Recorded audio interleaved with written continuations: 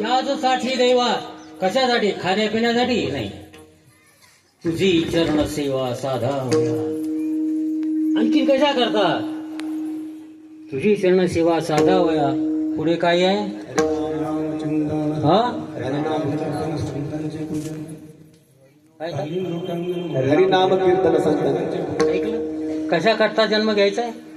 हरिनाम कीर्तन, संतांचे पूजन, घालीन लोटांगण महाद्वारी, यासाठी जन्म घेईन, खाण्यापिण्यासाठी नाही. ही प्रतिज्ञा आहे. जन्म घेता येतो म्हणून नरदेह कुठल्याही मार्गाला तुम्हाला जायला परवानगी देतो, मार्ग सांगतो.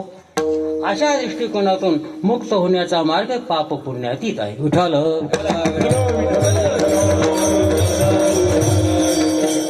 तिने सांगितलं, हा जो जन्म मरणाचं दुःख होतं यातून मी मुक्त झाले, माझा धोका टळला. तो थकीत भैरी तुका, भागले होते, श्रमले होते, थकले होते, दुःखित होते, तो आता धोका माझा टळला, मनुष्य जन्म मिळाला. आता मी त्याचा फायदा माझा मी करून घेणार आहे. आता त्या पायरीवर, त्या स्टेपवर मी आलेले. देव पावो, देव पावो, उंच ठाई उभे राहो. उंच उंच मी पायरीला चालली, ज्या ती मला कळत नाही. असो ऐसा कोठे आठवती नाही, देईचे विदेई भोगू दशा. माझा आता माझी मज झाली अनावरवाच्या, स्वतःचा देहाचा विसर पडला. तेव्हा आता ऐसा काही उपकार, देहाचा विसर पाडी मज. अशा रीतीने देहाचा विसर पडला म्हणून या चुका माझ्याकडून चालताना होत झालेल्या आहेत. आता इथपर्यंत आली आहे ना, आता मी समजायला पाहिजे की इथपर्यंत आली. आता थोडे आहे पण चित्त साह्य झाली.